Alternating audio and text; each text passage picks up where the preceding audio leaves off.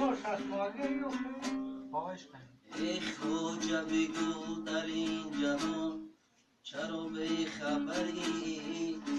روز و نب و شب در طلب سیم و زری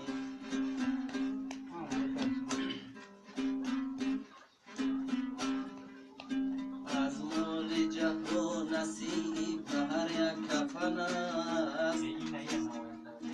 این هم بگمان است که بری و نبری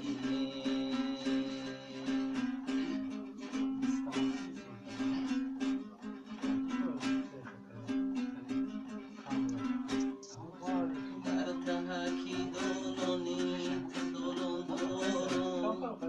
یک لحظه بشیشتنی تو ارمون دورمی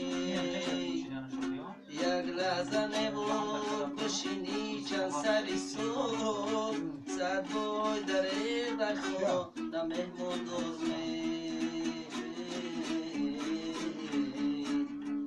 صد بای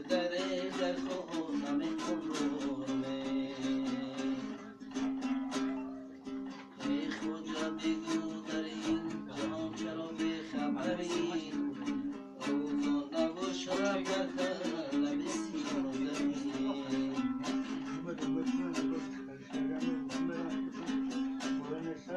از مال جهان نصیب هر یک کفن است این هم بگمان است که بری و نبری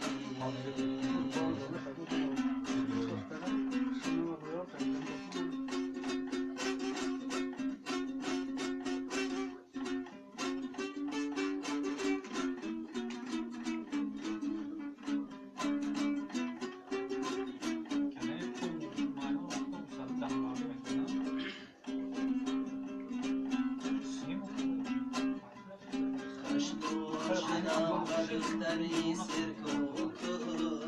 هر کلی او در نظرم نستایی من چوب شبم بشی اوستا شون شبم میوی روشو نکنم شون شبم میوی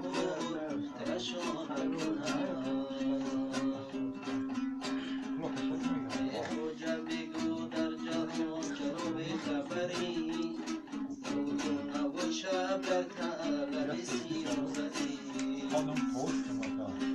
از مال جهان نصیب هر یک کفن است این هم بگمان است که بری و نبری این هم بگمان است که بری و نبری Tamam, periyod